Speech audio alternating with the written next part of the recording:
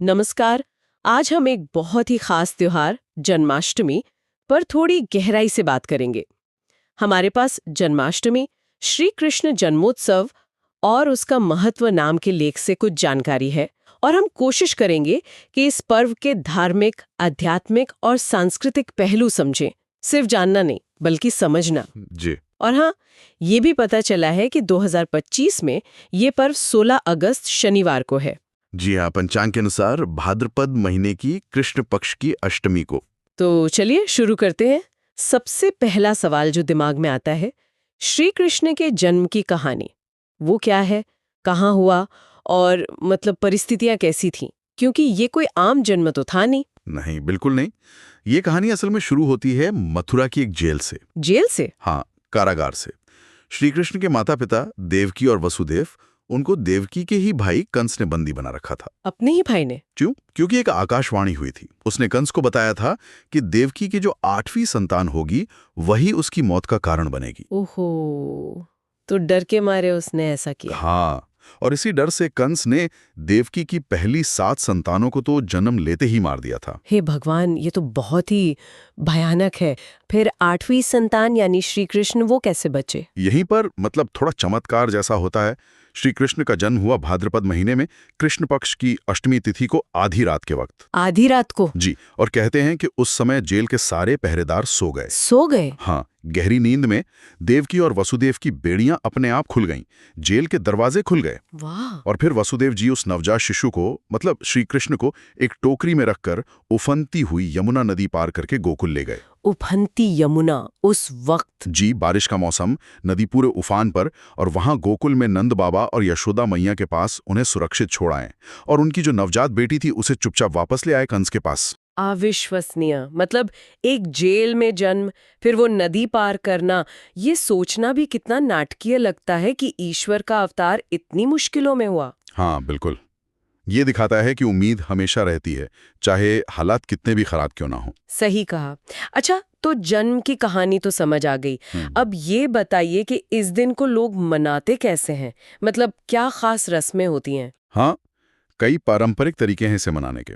सबसे मुख्य तो है व्रत या उपवास। हाँ, व्रत रखते हैं लोग। जी, भक्त अपनी श्रद्धा और क्षमता के अनुसार पूरे दिन या फलाहार पर व्रत रखते हैं।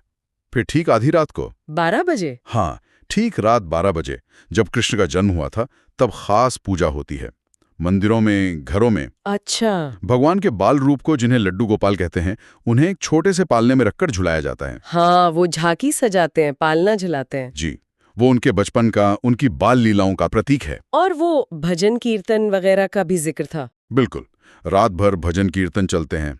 कृष्ण के जीवन, उनकी लीलाओं के गीत गाए जाते हैं।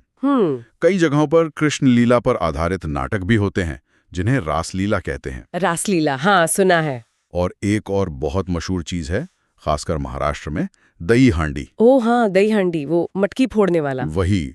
इसमें क्या होता है कि युवा लड़के मतलब गोविंदा, वो एक पिरामिड बनाते हैं। हाँ, एक के ऊपर एक चढ़ के। जी, और ऊपर लटकी दही या मक्खन की मटकी को फोड़ते हैं। ये कृष्ण की माखन चोरी वाली शरारतों की याद दिलाता है। पर ये सिर्फ खेल नहीं है। अच्छा। हाँ, ये टीम वर्क, एकता और एक लक्ष्य को पाने की कोशिश का भी प्रतीक है। वाह, मतलब हर रस्म के पीछे कोई ना कोई मतलब है। अच्छा, तो अब थोड़ा और गहरे उतरते हैं। इन सब रीति रिवाजों और कहानी के पीछे का असली संदेश क्या है? ये पर्व इतना महत्वपूर्ण क्यों है? इसका आध्यात्मिक महत्व क्या बताया गया है? देखिए, इसका महत्व बहुत गहरा है। जन्माष्टमी असल में धर्म की अधर्म पर विजय का प्रतीक है। धर्म की अधर्म पर विजय? हाँ, श्री कृष्ण का जन्म ही हुआ था कंस जैसे अत्याचारियों का अंत करने और धरती पर धर्म यानी न्याय और अच्छाई को फिर से स्थापित करने के लिए। और यहीं पर भगवत गीता का वो श्लोक याद आता है जो कृष्ण ने अर्जुन को कुरुक्षेत्र में सुनाया था। कौन सा?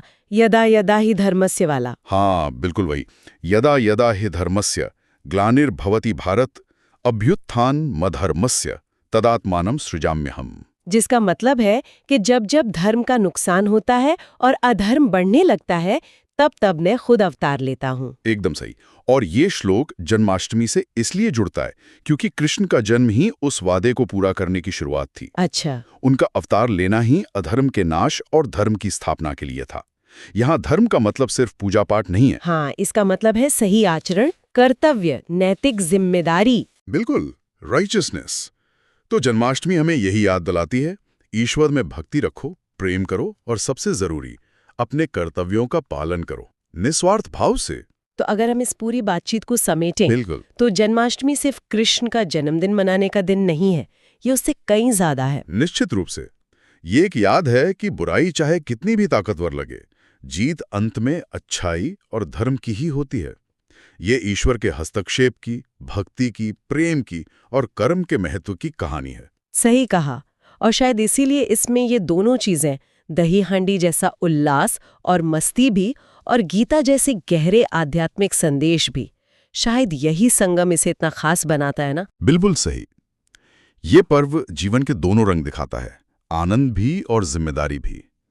और जैसा श्रोत में बताया गया है, धर्म की पुनर्स्थापना में कृष्ण की भूमिका हमें ये सोचने पर मजबूर करती है कि आज के समय में हम अपने जीवन में धर्म को, मतलब सही रास्ते को, अपने कर्तव्यों को कैसे देखते हैं, और इन पुरानी लेकिन शक्तिशाली कथाओं से हम आज क्या सीख ले सकते हैं।